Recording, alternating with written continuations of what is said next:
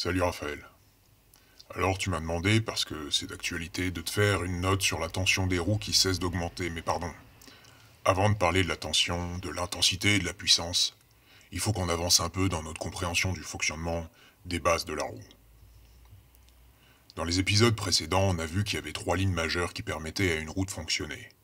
La ligne de commande, la ligne de puissance et la ligne de perception, et chacune de ces lignes est composée d'éléments déterminants. Dans les épisodes précédents, on a parlé des MOSFET et des condensateurs, de la ligne de commande. Aujourd'hui, on passe à la ligne de perception et on va parler de l'IMU. Aujourd'hui, on va parler de MOSFET. De MOSFET, c'est très intéressant de parler de MOSFET parce que c'est Le capteur laser relié la puissance, la tension, l'intensité, l'IMU.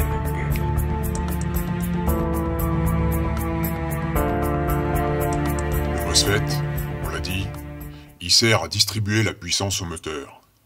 Mais comment est-ce qu'il fait pour déterminer quelle puissance envoyer au moteur? Et c'est là que la ligne de perception puis la ligne de commande entrent en jeu.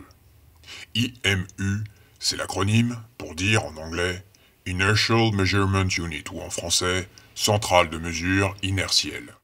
Et pour faire simple, l'IMU, c'est un ensemble de capteurs qui s'apparenterait à nos sens, à nous, humains, et qui communiquerait directement avec notre cerveau pour faire fonctionner nos membres. Oui, et alors, en pratique, un IMU, ça donne quoi? Alors ici, on a une carte mère de V8, c'est toujours la même. Et si on regarde de plus près, à mon avis, un IMU, ça pourrait ressembler à ça. Tu vois, c'est une petite carte intégrée à la grande, soudée à la grande, et sur laquelle on retrouve plusieurs composants. Et tu peux voir à quel point tous ces composants sont minuscules. C'est fou tout ça. Et si tout ça, d'ailleurs, te paraît un peu trop fou pour être vrai, qu'est-ce que t'as dans ta poche? Sinon, un truc qui ressemble à ça. Comment tu crois qu'il fait, le téléphone, pour savoir si la boule est bien au milieu ou pas? Eh ben, il a l'élément, l'IMU, dont on va parler aujourd'hui. Alors souviens-toi de tout ça quand Monsieur X te parlera. Allez, maintenant je te laisse en de bonnes mains, et puis moi je vais m'asseoir et écouter avec toi. Oui, il faut que je fasse comme ça. La roue, on le sait, elle a pour unique but de garder sa verticalité dans l'axe longitudinal. Et pour ça, elle a besoin d'un sens qu'on connaît bien. Le sens de l'équilibre. Imagine que tu veuilles faire tenir un bâton en équilibre sur ta main. Tu auras besoin de deux informations essentielles. La première, c'est le sens de la gravité, pour savoir comment est orienté le bâton. Et le second, c'est dans quelle direction le bâton est en train de pencher. Si le bâton tombe vers l'avant, alors nos yeux le verront, notre main le sentira et elle avancera pour rétablir l'équilibre. Et dans le cas de la main, à l'inverse de la roue, ça peut être fait dans toutes les directions. Pour garder l'équilibre d'une roue électrique, on va parler dans un premier temps de deux capteurs seulement à l'intérieur de l'IMU. D'abord, l'accéléromètre. L'accéléromètre, ce serait notre oreille interne à nous, qui va savoir si on accélère ou si on freine, mais surtout, qui va savoir où est le haut et où est le bas. En effet, la gravité, c'est une accélération linéaire et constante vers le bas. Si je lâche un objet, la gravité fait qu'il va sans cesse accélérer vers le bas. L'accéléromètre, tu peux voir ça comme une boîte dans laquelle se trouve une bille tenue par des ressorts sur les trois axes des trois dimensions. La bille, t'es d'accord avec moi, à cause de la gravité, elle voudra toujours aller vers le bas. Si la boîte se met à bouger, les ressorts vont se comprimer ou s'étendre en fonction des accélérations. Et si on touche à rien, le ressort du bas sera toujours légèrement comprimé par le poids de la bille, par la gravité. C'est ça qui permet de savoir où est le bas. Et quand on sait où est le bas, on sait où se trouve la fameuse ligne horizontale des repose-pieds. Et qui dit axe horizontal des repose-pieds dit aussi, par voie de fait, axe vertical, que la roue doit coûte que coûte conserver.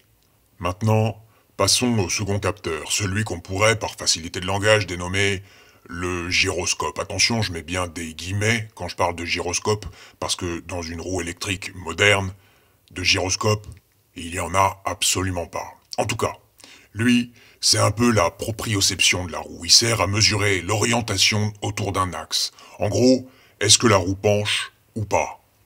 Le gyroscope, il peut savoir si la roue penche sur l'axe latéral à droite ou à gauche, ce qui sert à couper le moteur si la roue tombe sur le côté, mais surtout, est-ce que la roue tend à se pencher en avant ou en arrière par rapport à la position verticale déterminée grâce aux informations que l'accéléromètre a données. Et voilà, dans l'IMU de nos roues, il y a ça, mais en version électronique et très miniaturisée. Et on l'appelle alors un MEMS. Encore un acronyme anglais pour dire Micro Electro Mechanical System. Mais je vais pas rentrer dans les détails de son fonctionnement aujourd'hui. Et donc, une fois que notre roue est capable de connaître son environnement et de connaître sa position précise dans l'espace, elle va pouvoir savoir si elle se penche en avant ou en arrière par rapport à son axe vertical qu'elle aura au préalable déterminé. Et si un déséquilibre est engagé, les capteurs vont envoyer les informations au cerveau, qui va analyser et passer, à son tour, des ordres à la ligne de puissance, pour tout rééquilibrer. Et ainsi, pouvoir constamment rattraper la chute en avant et garder la verticalité. Et tu comprends bien ici que plus le déséquilibre est grand, plus le moteur devra tourner vite pour rattraper le wheeler qui est en train de tomber. J'espère que maintenant t'as compris pourquoi il fallait que je te parle de l'IMU avant d'aborder le thème de la puissance. Maintenant tu sais que plus le déséquilibre de la roue sera grand, plus la puissance à donner au moteur sera grande pour le rattraper. Et maintenant, pour conclure, tu l'auras bien compris. Les capteurs de l'IMU sont la première pierre qui permettent de réaliser un asservissement des éléments de la ligne de puissance par une transmission et une conversion d'informations en rapport avec une consigne simple. Tenir en équilibre. Et tiens, puisqu'on y est, je viens de parler d'asservissement, ça veut dire que la ligne de puissance est au service de la ligne de commande de la roue, et donc au service de l'algorithme que les fabricants auront programmé. La consigne de base est simple. Reste en équilibre. Et voilà.